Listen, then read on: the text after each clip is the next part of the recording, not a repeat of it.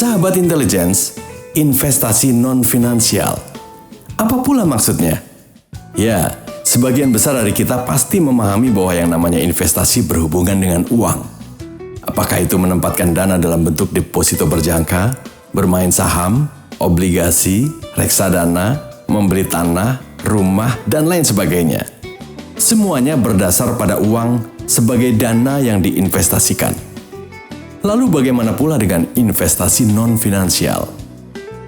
Investasi non-finansial tentu bisa ditafsirkan secara sangat luas, termasuk bagi sebahagian kalangan adalah berinvestasi untuk akhirat, alias berinvestasi untuk kehidupan setelah kita tidak ada di dunia ini lagi.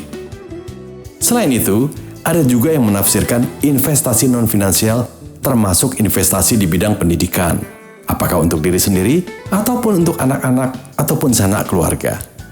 Artinya, uang yang dikeluarkan saat ini tidak hangus, melainkan sebagai investasi yang hasilnya akan dinikmati kelak.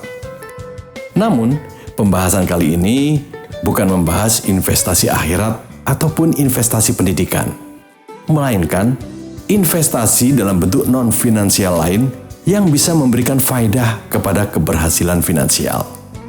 Apa maksudnya? Coba cermati, selama Anda melakukan investasi, apakah selalu menuai keuntungan? Kalaupun memang memperoleh imbal hasil, apakah hasilnya memadai? Atau di sisi lain, apakah investasi Anda selama ini kerap merugi? Jika iya, apa penyebabnya? Salah satu penyebabnya adalah karena investasi finansial yang Anda lakukan tidak dibarengi dengan investasi non-finansial yang memiliki korelasi dengan investasi finansial itu sendiri. Pertama, investasi dalam bentuk waktu. Ini sebenarnya bukan hal baru. Setiap kita pasti menggunakan waktu untuk berbagai hal. Namun, coba hitung, berapa banyak waktu yang sudah kita alokasikan untuk mencermati, mengelola, memonitor bahwa investasi finansial yang telah kita lakukan akan membuahkan hasil. Contoh paling sederhana, sebut saja Anda membeli sebidang tanah di sebuah lokasi dengan berbagai alasan. Setelah Anda beli, pernahkah Anda luangkan waktu untuk mengecek keberadaan tanah tersebut dan berbagai hal yang berubah di sekitar tanah dimaksud? Pernahkah Anda mencari tahu secara periodik berapa perkembangan harga tanah di sekitar lokasi tanah yang sudah Anda miliki?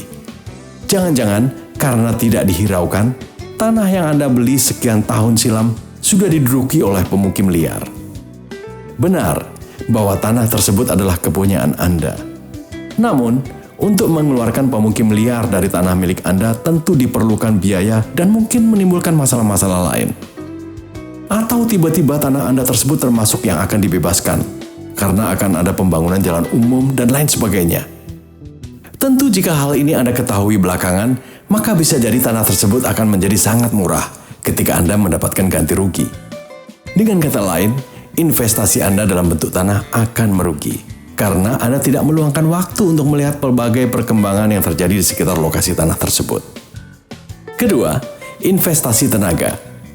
Tidak jauh beda dengan waktu. Selama ini, ketika Anda melakukan suatu investasi, berapa besar tenaga dan perhatian Anda curahkan secara detail terhadap investasi tersebut? Sebagian besar dari Anda mungkin memberikan perhatian dan tenaga yang besar ketika investasi hendak dilakukan. Namun, ketika investasi sudah berjalan, apakah tenaga yang Anda kontribusikan sama besarnya? Belum tentu. Lihat misalnya, ketika Anda memutuskan membeli saham di pasar modal, mungkin di awalnya Anda mencari tahu informasi dari segala penjuru bumi mengenai saham dimaksud, baik berupa informasi fundamental maupun sekedar rumors. Dan akibatnya, ketika saham sudah dibeli, sangat mungkin perhatian Anda hanya pada rumors yang berseliweran di pasar modal, tanpa mau melihat kondisi fundamental saham tersebut.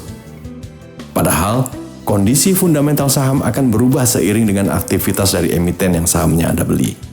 Walhasil, karena Anda terlalu cuek, maka pergerakan saham dan keputusan untuk melepas atau menambah porsi saham dimaksud tidak lagi akurat. Ujung-ujungnya, Anda akan kehilangan kesempatan untuk meraup gain dan malah menjadi capital loss.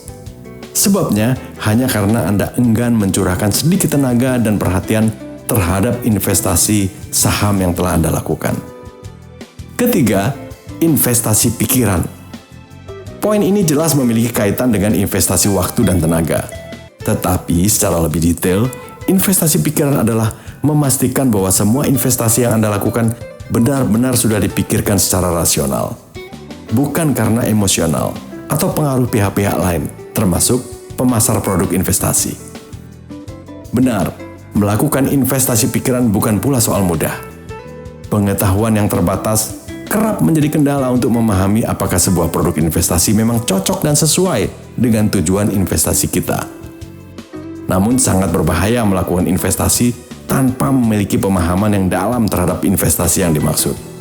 Untuk itu, tidak bisa tidak, Anda mesti mempelajari investasi yang Anda akan lakukan. Mempelajari di sini bisa dengan mencari tahu dari buku-buku investasi ataupun bertanya pada yang ahli.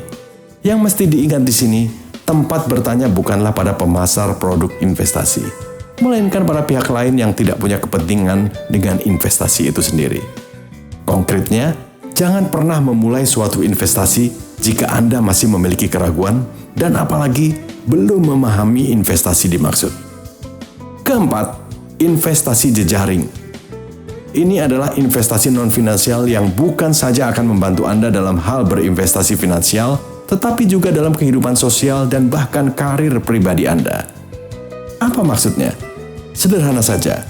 Kepiawaian Anda membangun jejaring, apalagi yang memberikan nilai tambah bagi hidup Anda, akan memberikan banyak sekali manfaat. Misalnya, Anda mengenal eksekutif di bidang pasar modal, perbankan, dan bidang-bidang lain. Dengan jejaring tersebut, Anda akan mendapatkan informasi tentang perkembangan di sektor investasi dan lain sebagainya. Oleh karena itu, melakukan investasi jejaring merupakan salah satu kunci sukses untuk berinvestasi di bidang finansial. Simpulannya, keberhasilan ataupun kegagalan dalam investasi keuangan sebenarnya tidak bisa dipisahkan dari berbagai faktor non-finansial. Oleh karena itu, sudah seharusnya Anda memberikan perhatian pada hal-hal tersebut sebelum melakukan investasi.